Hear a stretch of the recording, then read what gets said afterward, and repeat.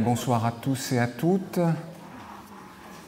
Je suis ravi de vous rencontrer ce soir pour accueillir avec Madeleine Panex-Crocker, avec qui je co-anime cette chaire Troubles, dissidence et esthétique, Tarek Lakrissi. Juste quelques mots d'introduction sur la chaire pour celles et ceux qui ne la connaîtraient pas, même si ça fait maintenant 2 ans qu'elle est en activité dans cette école, que c'est une sorte de plateforme où on accueille des artistes, des théoriciens, des théoriciennes, des militants, des militantes, pour essayer de réfléchir les genres, les sexualités, les minorités, essayer de travailler à repenser à partir des marges ce que veut dire produire une œuvre, ce que veut dire militer pour des convictions, ce que veut dire rendre des vies possibles et vivables. Cette année, avec Madeleine, on a décidé de travailler sur un thème qui s'appelle « Écrire queer ».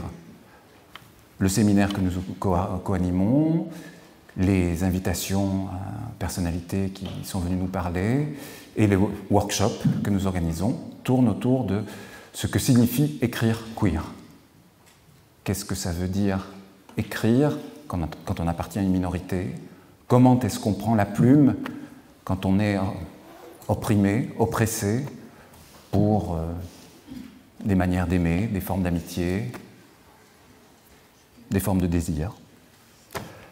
Alors, on est extrêmement heureux, flatté, que Tarek ait accepté de venir nous parler, parce que c'est quelqu'un qui écrit. C'est un poète. Et moi, j'ai bien connu quelqu'un qui me disait que les poètes étaient les gens les plus importants du monde. Cette personne, c'était mon père, pour tout vous dire. Et je crois que mon père m'a dit pas mal de conneries, mais celle-là, je crois que c'était une grande vérité. C'est donc avec un vrai plaisir qu'on va écouter la manière dont, pour Tarek Lakrissi, écrire queer se conjugue à travers des éditions, mais aussi à travers tout un travail plastique, à travers un travail sculptural, à travers des vidéos. Je ne vais pas en dire beaucoup plus sur ton travail, parce qu'on va en parler ensemble. Et puis surtout, pour tout dire, puisque j'ai quand même commencé par parler de mon père, il faut aussi avouer que Madeleine et Tarek sont des amis, et que donc c'est une conversation sous le signe de l'intimité ce soir. Madeleine, peut-être que tu veux rajouter 2-3 mots sur ton ami Tarek? Tout à fait, c'est une amitié qui s'étend, t'en fais désormais partie, Fabrice. Merci à vous d'être présente. Merci Tarek d'avoir accepté cette invitation, peut-être aussi pour prolonger un peu le contexte de cette invitation. Donc on se retrouve ce soir pour cette conversation, mais celle-ci précède 2 jours de workshop qui seront animés par Tarek, également dans le cadre de la chaire, en présence d'un groupe d'étudiants et d'étudiantes qui se sont inscrites pour travailler à tes côtés pendant 2 jours, donc à partir de demain matin jusqu'à mercredi soir. Voilà, donc on aura hâte également de débriefer de cette expérience. Ouais. Le workshop et l'intervention de ce soir portent 2 titres différents. Tout à fait. Aujourd'hui, nous nous retrouvons, donc ce soir, nous nous retrouvons dans un talk qui s'appelle Hell No. Et demain, vous vous retrouvez dans un workshop qui s'appelle What's Up, je crois. Fuck Yeah. Fuck Yeah. Voilà. Pour en arriver avec des titres galvanisants, ce qui me semblait voilà, et électrique. Tarek, pour dire 2 mots éventuellement voilà, de ce qu'on a compris de ta bio, mais que tu viendras compléter au fur et à mesure de cette conversation. Donc en effet, tu es poète, artiste, qui touche à des médias très différents, des textes écrits jusqu'à la performance, la sculpture et les films. Donc tu nous montreras éventuellement une des dernières créations en bout de conversation. Tu as eu une formation en études littéraires et également en études théâtrales qui a vraiment marqué ton travail actuel et auquel tu reviens assez souvent et qui, moi, me touche également à titre personnel. Et sinon, tu es également professeur à la aide dans le master CCC, donc de Critical Studies. Et donc, nos conversations tournent également autour des questions de pédagogie alternative et radicale. Et je pense que je suis très excitée pour le groupe avec qui tu auras la chance de travailler et de transmettre éventuellement ta pratique expérimentale dans la salle de classe. Voilà. Peut-être récemment, vous avez vu le travail de Tarek au Palais de Tokyo, au CAC, au CAC Bretigny, et puis bien d'autres endroits au-delà même de la France. Et on parlera des projets à venir où on pourra te découvrir et tes œuvres de même. Donc, on lance la discussion. Je crois qu'il y a une personne à l'extérieur qui veut... Oui, qui veut rentrer. Ah, on va la laisser rentrer. On ouvre les portes. On va ouvrir les portes. Je vais laisser passer par le lycée. Ah. Et la porte s'est ouverte.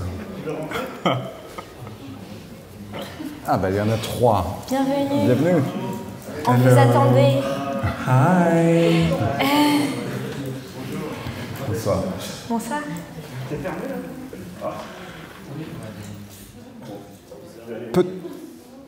Peut-être, Tarek, on peut commencer par le début, en fait. C'est-à-dire que comment est-ce que d'études littéraires, universitaires, on devient un artiste plasticien qui expose au Palais de Tokyo? Ok. Tout simplement. Tout simplement. Peut-être le début, avant de parler des études, je peux parler aussi d'où je viens, en fait. J'ai grandi dans la banlieue de Poitiers, de parents ouvriers marocains. Donc je le précise dès le début parce que c'est aussi ce qui a principalement, clairement défini une trajectoire qui n'est pas une trajectoire classique, qu'on peut attendre d'artistes qui viendraient potentiellement de classes privilégiées ou de parents qui seraient eux-mêmes artistes ou de classe supérieure. Donc déjà, j'ai un parcours qui est pas très évident dans le sens où je suis un peu une fraude ou une anomalie du système parce que j'ai aussi récemment appris qu'en termes aussi de transfuge social, il faut a priori environ 4 générations pour dépasser ta condition. Donc c'est assez important de le dire dès le début parce que c'est aussi ce qui développe toute mon obsession autour du langage. Parce que du coup, mes parents ne parlent pas nécessairement le français, on communique en arabe, et du coup, il y a aussi directement un rapport au langage qui est aussi un rapport pas évident, un rapport bizarre, un rapport aussi à la fois de richesse et de problèmes. Mais pour moi, un problème, c'est positif et ça pose plein de problèmes qui m'ont longtemps traversé et qui me traversent encore aujourd'hui. Donc oui, j'ai grandi dans cette petite ville qui s'appelle Châtellerault.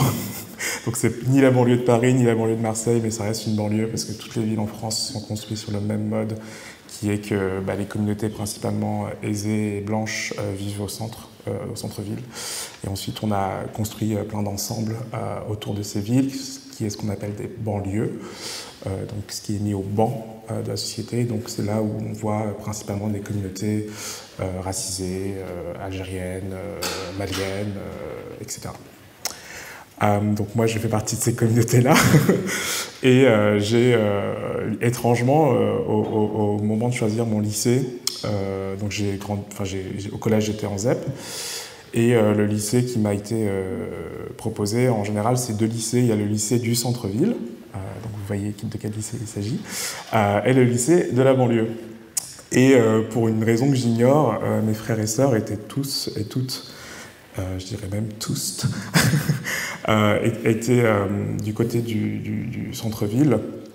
Et donc, par défaut, j'ai atterri au centre-ville où on était 4-5 arabes et noirs au milieu de plein de personnes qui avaient donc accès à une toute autre éducation, parce qu'on sait très bien que quand on on a une éducation de ZEP, l'éducation n'est pas du tout la même, les moyens ne sont pas nécessairement les mêmes et l'attention portée aux élèves ne sont pas nécessairement également les mêmes. Donc dans tout ce contexte d'inégalité et de réalité à la française, mon parcours était un peu étrange parce que finalement c'est au lycée que j'ai un peu compris et où c'est aussi cristallisé toute une sorte de prise de conscience à la fois de rapport de domination et de comment mon corps était par défaut un corps minoritaire et considéré comme n'ayant pas une place dans la société. Il y a eu des rencontres à ce moment-là? Oui, il y a eu la rencontre de ma prof de français dont je discutais la dernière fois, qui, pour la petite histoire, me reprenait à chaque fois que je parlais, parce que je parlais pas le bon français. Là, je parle bien, je passe bien, donc je suis considéré comme un corps qui mérite clairement de vivre et d'être vu. Mais au lycée, je me souviens que elle m'avait reprise à plusieurs reprises et en fait, c'est vraiment à ce moment-là et à chaque fois qu'elle me reprenait que je découvrais que il y avait un rapport de pouvoir dans le langage et dans la manière de parler. Il y avait effectivement une manière de parler, la manière de se présenter, évidemment. Il y avait aussi une forme de travestissement qui te permettait d'accéder à d'autres formes de classe, en fait. Et donc, je réalisais que toutes mes connaissances étaient différentes. Tout d'un coup, on traînait au café, je découvrais tout un monde qui est en fait le monde du centre-ville. C'est une bonne formule. Et dans ce monde du centre-ville, c'est là où j'ai aussi compris qu'il y avait en fait plein de choses qu'on m'avait jamais dites, en fait. Et encore plus, je pense, quand on n'est pas de Paris ou d'une grande ville, il y a vraiment les options de futur sont extrêmement limitées en fait. Quand on a grandi en banlieue et qu'on a, oui. J'aime beaucoup, j'ai du mal à franchir le balai, je ne sais pas si je suis la seule, mais j'aime beaucoup. Ah, la lampe. Oui. Ça va? Ok. Pardon. Ok. Du coup, cette lampe qui représente la société et la lumière de la France, je l'ai éteinte.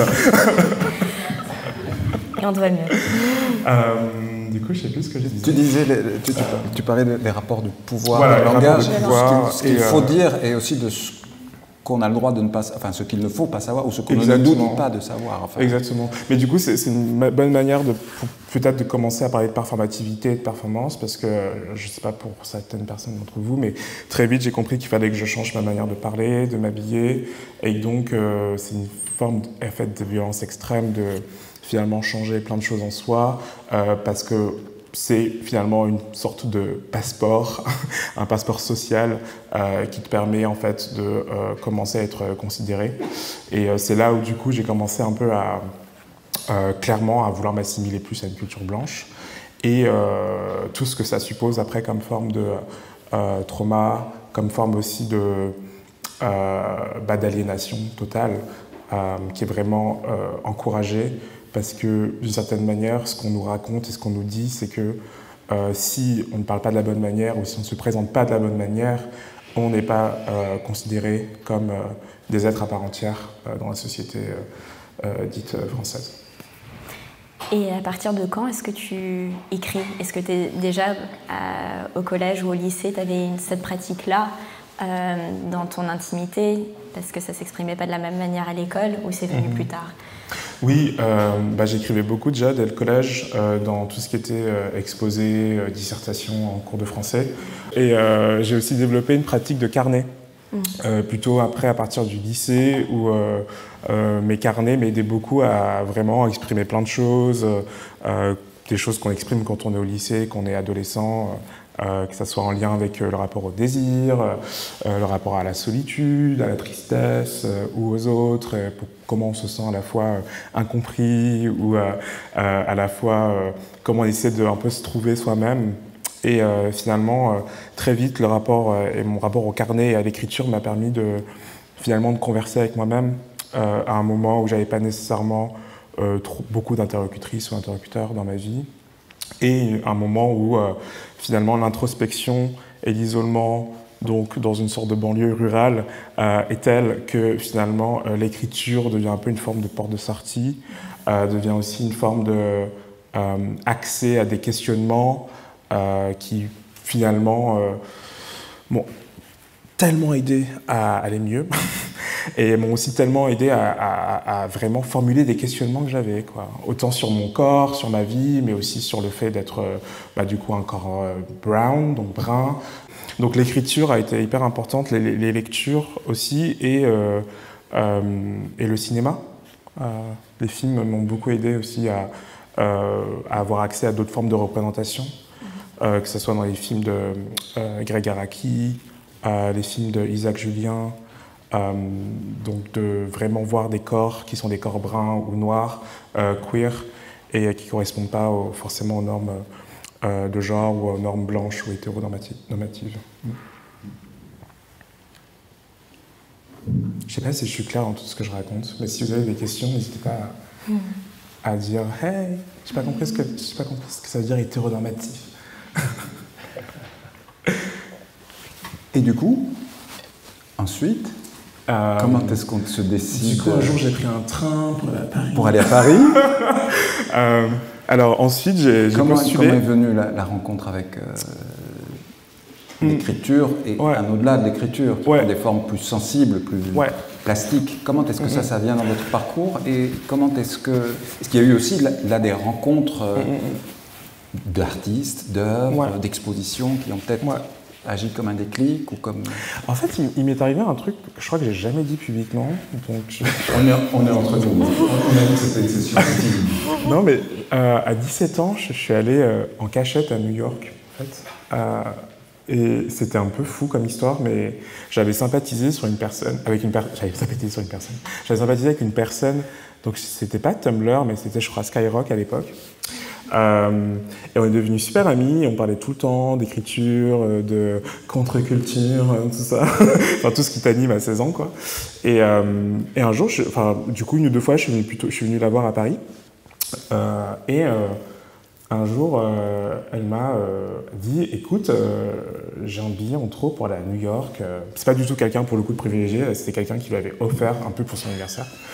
Je sais pas avec qui y aller, est-ce que tu veux venir? Et moi, à l'époque, j'étais là, j'étais à Paris, et je suis allé à New York, en fait. Et donc, j'ai quand même fait la transition banlieue rurale sans même passer par Paris, mais directement aller à New York, en tout cas à l'époque. Et ça a été, je crois, un des moments qui a été un peu une forme de gros déclic, de voir comment mon corps réagissait et comment mon corps existait dans un contexte qui n'était pas la France, en fait. Où, finalement, dans ce contexte français, ou du moins culturel français, je sentais que, par rapport à tout ce que je viens de décrire, il y avait une forme aussi de comment on appelle ça, de forme de... J'étais une forme d'erreur, mais qu'on essayait d'une certaine manière de me régler pour vraiment correspondre à un sujet obéissant, un bon sujet qui n'est pas dans une forme de révolte ou de résistance. Et je sais que quand je suis arrivé à New York, pour la première fois de ma vie, j'ai vraiment réalisé que je pouvais être autre chose, que j'avais le droit en fait d'être autre chose. Et que finalement, mon corps était désirable, enfin, j'allais à East Village, on était encore dans le placard. Après, j'ai revenu à Paris, j'allais dans le Marais, je découvrais comment, par exemple, je pouvais plaire, ce qui était hyper important. À l'époque, il y avait des bars aussi, les soirées, etc. Et bref, au fur et à mesure, j'ai fini mon bac et j'ai décidé de venir à Paris et j'ai appliqué, en fait, j'ai candidaté à une université qui s'appelle la Sorbonne Nouvelle, Paris 3. Où j'ai fait un double cursus en littérature et en théâtre, honnêtement un peu au hasard, j'avoue, mais je savais qu'au lycée j'aimais le théâtre et la littérature et je me suis du coup, j'ai été un peu encouragé à venir à Paris, mais clairement au lycée on n'était que 3 à être venus à Paris, pour vous donner un peu une idée de ce que ça suppose, aussi en termes de séparation énorme en fait entre Paris et le reste de la France, ce qu'on appelle la province, avec beaucoup de mépris. Ouais, je suis venu du coup à la Sorbonne Nouvelle et c'est là où j'ai commencé à plutôt avoir des modules de cours très lettres modernes, où j'avais déjà lu Jean Genet, mais j'ai eu des cours spécifiquement sur je sais pas, Jean Genet et le miracle, par exemple, ou Marguerite Duras, l'impact de Marguerite Duras dans la littérature française.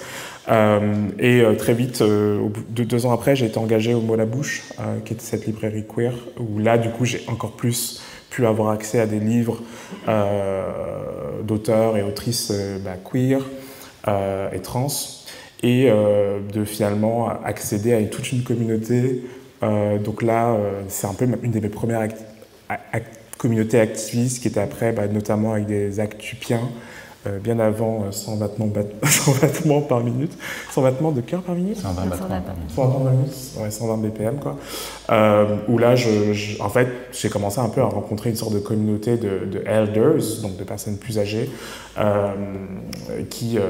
j'avais 20 ans, et personnes pour moi qui avaient 40 ans, c'est des personnes âgées. Aujourd'hui, j'ai un autre discours, mais qui sont des anciens actupiens, actupiennes. Donc de découvrir qu'il y avait des lesbiennes en fait qui étaient militantes chez ACT UP, c'était des choses que pour moi j'étais même pas au courant quand j'ai découvert cet assaut, et finalement d'entendre plein de narrations complètement différentes sur ce que ça voulait dire d'être gay dans les années 70-80, notamment dans les années 80 et 90, que ça veut dire d'en mourir si tu avais le malheur d'être séropositif. Et tout ce qui s'est passé en termes de mémoire communautaire, de mort, de deuil, de rapport à la vie et au monde et à la sexualité. Et je crois qu'en fait, ça a vraiment cristallisé beaucoup de choses à ce moment-là. Et c'était avant que j'aille à Montréal. Donc Montréal a été un peu une deuxième étape. Peut-être qu'on peut s'attarder un peu plus sur cette étape montréalaise et ce que tu en as tiré en termes éventuellement de similitudes ou de contrastes, notamment en ce qui concerne les mouvements militants avec la France. S'il y avait des points saillants sur lesquels tu voulais revenir de cette expérience-là. Oui, bon, les milieux militants, du coup, ACT UP, tout ça, ou gay, ou je sais pas comment appeler ça, mais ils étaient très blancs. Donc j'étais souvent une des rares personnes racisées dans le groupe, comme j'étais souvent le seul gars racisé, que ce soit dans ma classe, au lycée ou en général. Et ce sentiment un peu de se sentir toujours un peu la sorte de caution, token, / personne qui représente toute la diversité du monde. Déjà, c'est un poids, dont on ne parle pas souvent, mais c'est aussi une forme comment à chaque fois j'ai mis énormément d'énergie à essayer de me sortir de moi-même, alors qu'en fait toutes les réponses, toutes les formes de fucking révolution étaient en moi, dans mon histoire, que ce soit en lien avec le Maroc, avec la résistance au Maroc, avec évidemment le narrative algérien, avec notamment la guerre d'Algérie et ce qui s'est passé avant, pendant et après. Montréal a été un moment assez charnière. Donc Montréal, je suis arrivé là-bas en 2014-15. Et c'est en fait l'année où je suis arrivé à Montréal, c'est l'année où il y a eu l'assassinat de Michael Brown à Ferguson, dont vous êtes peut-être au courant. Voilà, je ne sais pas trop quel âge vous avez, mais je pense que vous avez entendu parler de cette histoire. C'est là où il y a eu vraiment la naissance du mouvement Black Lives Matter, qui a été créé par 2 femmes queer noires. Et il y a eu un peu une sorte de gros mouvement en fait qui est né aux États-Unis, évidemment aussi au Canada. Et je suis littéralement arrivé l'été où ça s'est passé. Donc j'ai pu vraiment assister à des manifestations. J'ai pu aussi découvrir qu'il y avait des communautés activistes qui étaient racisées en fait, qui étaient plus dans une démarche décoloniale, une démarche extrêmement radicale et révolutionnaire. Et c'est là où j'ai aussi eu accès à différents modules de cours. Donc j'étais en M2, donc j'étais en fin de master, où c'était des modules type art, genre et sexualité, la représentation du corps noir dans la culture populaire et dans l'histoire de l'art. Enfin, c'était des cours en fait en cinéma, en histoire de l'art, en littérature, qui étaient des cours qui étaient difficilement imaginables en France à l'époque. Aujourd'hui, c'est peut-être un peu différent, j'imagine, notamment avec votre chaire, mais en 2014, c'était juste inimaginable d'avoir accès à des manières à la fois intersectionnelles et interdisciplinaires de penser le monde et de penser l'art dans un contexte français qui adore séparer les choses, qui adore classer les choses, qui adore aussi hiérarchiser les choses. C'est-à-dire tu fais du cinéma, tu fais pas de la sociologie, tu fais de la sociologie, tu fais pas de la science politique, tu fais de la littérature comparée, mais tu ne fais pas de la linguistique, par exemple. À nouveau, ça a été un autre choc de comprendre que déjà c'était possible de penser l'art et une pratique artistique d'un point de vue politique et qu'il n'y avait aucun mal à ça, que c'était au contraire encouragé, que c'était une forme de richesse et une forme de twist en fait, intellectuel, théorique, philosophique, tout ce qu'on veut. Et c'est là aussi où en fait une de mes profs et encore c'est Charmaine Nelson qui est en fait en face de moi j'ai une femme noire et je me suis dit mais waouh, c'est la première fois que j'ai une femme noire qui est en face de moi, qui est prof. Et Charmaine Nelson fait partie des deux seules historiens de l'art au Canada. Je m'en rappelle, on était 3-4 amis, on était souvent tous les 4 au fond et on suivait ses cours et souvent elle nous prenait à partie en fait, en nous demandant de nous prendre la parole, en nous demandant qu'est-ce qu'on avait à dire sur ce qu'elle disait, est-ce qu'on avait des choses à critiquer, à apporter ou autre. Et je me rappelle un jour, je parlais avec elle à la fin d'un cours et elle m'a dit Tarek, tu vas devoir travailler 3 fois plus que tes camarades. i.e. tes camarades blancs, privilégiés, à McGill, qui ont déjà une sorte de destinée tout tracée. Et c'est un peu des phrases comme ça qui changent une vie, parce qu'en fait, tu comprends à nouveau que ton corps, que ton existence est un corps et une existence qui est vouée à struggle et à donc lutter et à se retrouver un peu en difficulté. Mais au dehors de juste ce constat, qui est un constat difficile, c'est aussi quel type de feu ça crée en soi et quel type de désir, en fait, de à nouveau s'exprimer, de faire partie de personnes qui peuvent potentiellement être visibles et devenir aussi plus un acteur dans tous ces domaines-là. Ça a été un moment important et c'est aussi un moment où en fait, j'ai découvert des communautés qui sont des communautés queer, racisées, en mixité choisie et qui en fait ont été des personnes qui ont aussi changé ma vie. Donc c'est là où j'ai rencontré Kai Cheng notamment, Kai Cheng Tom qui est une activiste médiatrice trans canadienne Asian American, donc asiatique canadienne, qui a notamment été thérapeute, qui a été une des premières, qui du coup est une personne que j'ai rencontrée à l'époque, mais qui en fait est devenue avec le temps une des premières femmes trans thérapeutes spécialisées dans la jeunesse et l'enfance trans. Ce qui sont à nouveau des choses qui seront difficilement imaginables ou qui pourraient faire bondir dans un contexte français. C'était un peu le genre de profil de personnes que je rencontrais qui faisaient partie de mes interlocutrices. De manière très fréquente, de manière très urgente en fait. Et c'est aussi là où en arrivant au Canada, j'ai découvert que j'étais un Français, par exemple. J'étais the French guy. Et en fait, alors qu'en France, j'étais le mec arabe, quoi. Donc c'était aussi des formes de prise de conscience et de réalité où en fait tu te dis mais waouh, en fait, la France, c'est une forme de matrice, en fait. Et c'est vraiment en sortant de ce contexte géographique qu'on réalise énormément de choses qui, en fait, juste changent ta vie. Et pour mener les combats, mener les luttes, qu'est-ce que c'est tes outils ? Aujourd'hui, je pense que je suis très inspiré de discussions autour de l'activisme, mais je ne m'identifie absolument pas comme un activiste. Je ne suis pas quelqu'un qui va aller manifester tous les jours ou qui va utiliser les médias, que ce soit les chaînes télévisées ou je sais pas, les réseaux sociaux, pour me dire voilà ce qui se passe, voilà ce que je pense, et voilà comment on peut déconstruire cette situation. Enfin, je sais pas. C'est pas mon travail. Je refuse de le faire d'ailleurs. J'ai pas le courage ni l'énergie de le faire et je respecte les personnes qui le font. Moi, je m'identifie plus du coup comme un artiste et poète, donc je m'inspire de ces questions-là. Elles font partie de ma vie, elles font partie de ma chair, de mon existence, de mes os, de mon sang, de mes muscles, de plein de choses. Donc en fait, je le vis tous les jours, dans le sens où quand je rentre dans un supermarché, qu'on me suit, que je me fais suivre par un vigile, je comprends quelle est ma position et ce que je représente comme forme de menace.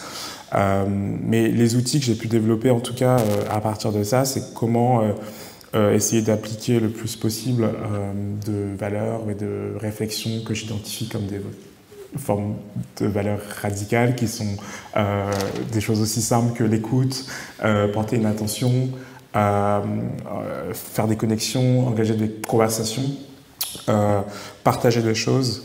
Comme on en a partagé pour moi, en fait, accueillir des situations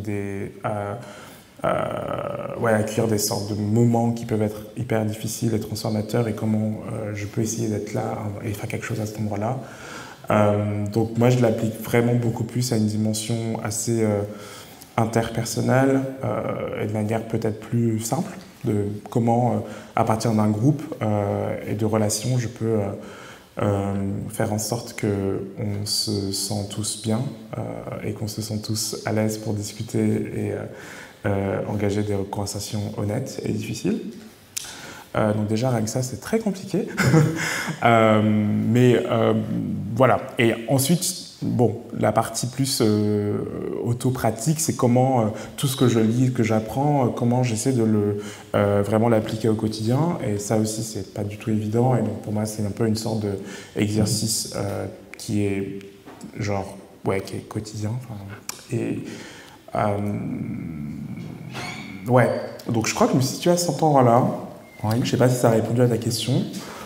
Oui. Enfin, moi, j'avais souvenir d'avoir vu, il me semble qu'elles sont un petit peu là aussi, des lances, des armes. On peut parler de protection. Est-ce que oui, faire une exposition, proposer une pièce dans un musée, dans une galerie, est-ce que ça peut faire partie des outils avec lesquels toi tu défends ces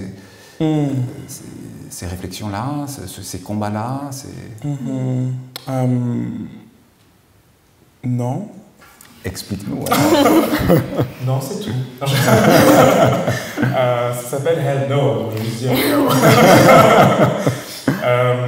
Alors, quoi dire? C'est hyper difficile comme question. Je pense vraiment pas sincèrement que l'art est un espace radical. Oui. Je vais être assez clair là-dessus. Oui. Je pense que c'est un milieu, un espace dans lequel on peut évoluer et dans lequel je pense que tout le monde devrait évoluer, mais clairement la réalité est différente parce que tout le monde n'a pas accès à ces espaces. Mais peut-être plus pour revenir à cette question de lance, ce que je peux te dire, c'est ce qui m'intéressait au-delà de les guerrières, Monique Wittig et tout cet aspect de création de lances pour se protéger. Je crois que c'est un peu ce que j'essayais de dire juste avant, c'est comment finalement les outils passent par des formes de stratégie, qui est un mot que j'aime bien, qui est un mot militaire d'ailleurs, et quel type de stratégie on peut mettre en place. Donc c'est une question très compliquée, mais qui est aussi extrêmement passionnante. Donc moi, ça passe par exemple par des conversations avec d'autres artistes qui peuvent s'identifier comme racisés, femmes, queer, ou juste des personnes queer, ou juste des personnes féministes, ou des personnes qui m'intéressent, avec qui j'ai beaucoup de choses à dire, de partager des outils. Et donc ça passe par, vraiment d'un point de vue très pragmatique, comment faire pour répondre à ce type de violence. Et par violence, évidemment, je suppose des violences qui peuvent être racistes, sexistes, validistes, etc. Comment trouver un espace de soutien et de recueillement? Parce que ce qui se passe en général, c'est qu'on est souvent seul. on est souvent isolé et on se sent souvent incompris en général. Et ce qui me paraît important, c'est comment à la fois, à travers des conversations assez informelles et d'amitié, on peut essayer de trouver des espaces collectifs de « Ah, bah, je me suis fait harceler parce que blablabla, qu'est-ce que je peux faire ?» Bah écoute, ce que tu vas faire, c'est que la prochaine fois, on vient avec toi et on va confronter cette personne. Il y a cette institution qui m'a invité, mais je me sens pas très à l'aise, qu'est-ce que je peux faire? Et viens, on y répond à plusieurs. On est un collectif. Enfin, il y a plein de manières un peu de réfléchir à comment on peut ne pas se retrouver seul dans des situations qui peuvent être difficiles. Et moi, ce qui m'intéresse, c'est à la fois les conversations informelles, vraiment qui font partie de la vie, et dont j'ai la chance d'y avoir accès à travers plein d'amitiés inspirantes et transformatrices. Les lectures, qui sont des rencontres, et l'enseignement, entre guillemets, dans ce que moi je l'entends et dans la manière dont je l'entends, du coup, en ce moment, la aide, où moi je parle directement de stratégie. Genre, ok, tu vas être un artiste, c'est cool, mais c'est quoi ta stratégie? Et pourquoi tu vas être artiste? Et comment tu vas faire pour être artiste? Et parlons-en tout de suite. Et qu'est-ce que tu veux mettre en place pour être artiste, en fait? Et ça, c'est des conversations qui m'intéressent plus, finalement, que ce qu'on peut attendre de type la qualité, les choix esthétiques, le propos, blablabla. Oui, certes, en soi, ça peut être assez facile à maîtriser ces endroits-là. Mais ce qui m'intéresse, c'est comment ces stratégies aussi peuvent circuler et devenir un peu des mots qui se passent, de type, j'ai appris ça, j'ai compris ça, et j'aimerais maintenant je veux le partager avec toi parce que tu en as besoin, en fait. Et je mets énormément d'énergie justement pour pas me retrouver isolé, pour que plus personne soit isolé. Et évidemment, en ce difficile, c'est juste pas possible. Mais il y a, à mon sens, un enjeu politique à faire en sorte que personne soit mis sur le côté.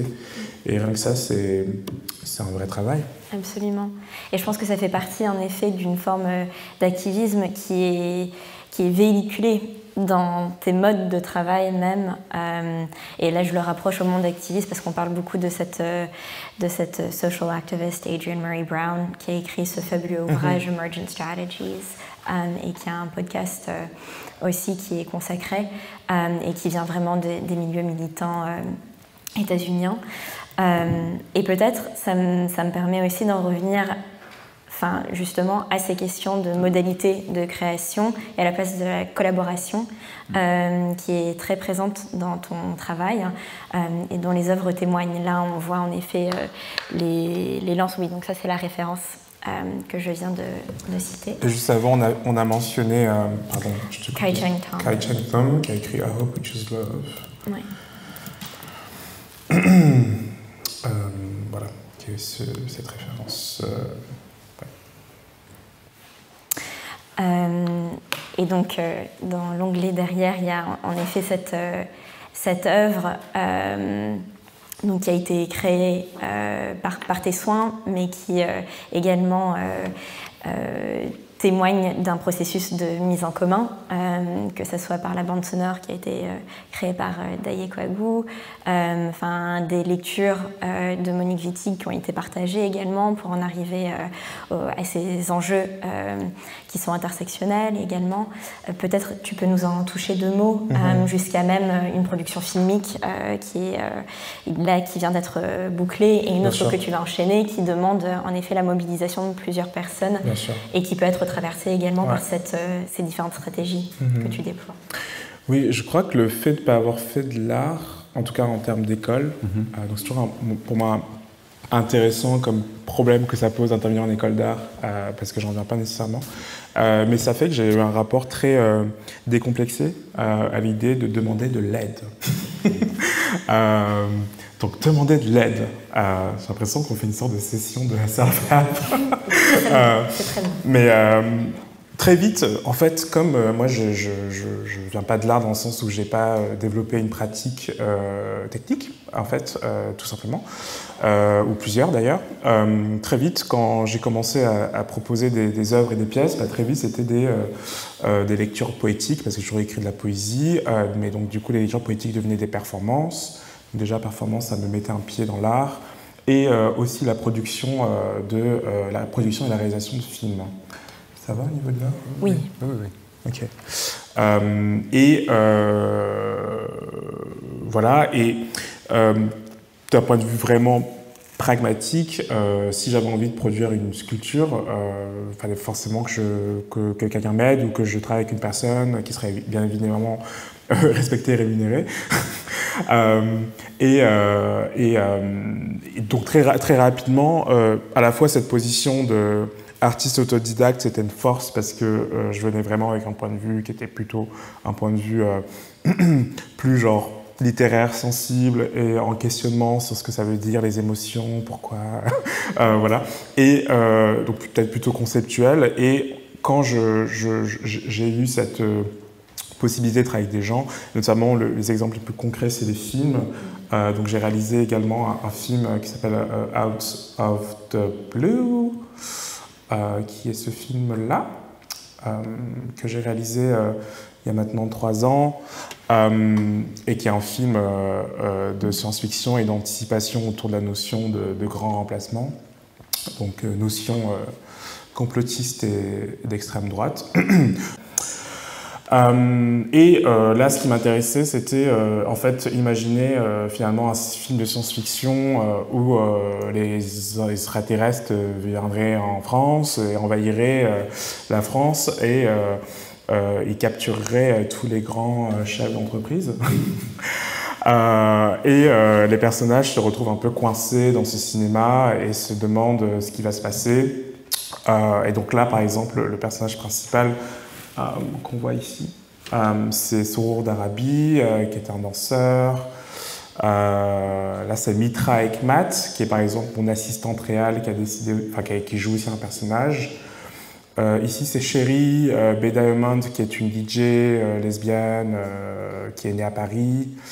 Là, c'est Chouaïf, qui est un photographe. Enfin bref, toutes ces personnes sont des amis. Et pour moi, le moment de choisir des personnages, c'était important de travailler avec des amis parce que je ne cherchais pas nécessairement des pros, je cherchais simplement des formes à la fois de collaboration basées sur des formes de confiance, et comment la confiance, notamment confiance et honnêteté, deviennent aussi des outils radicaux dans des contextes de travail et de discours. Voilà. Merci à toi. Merci, Tarek.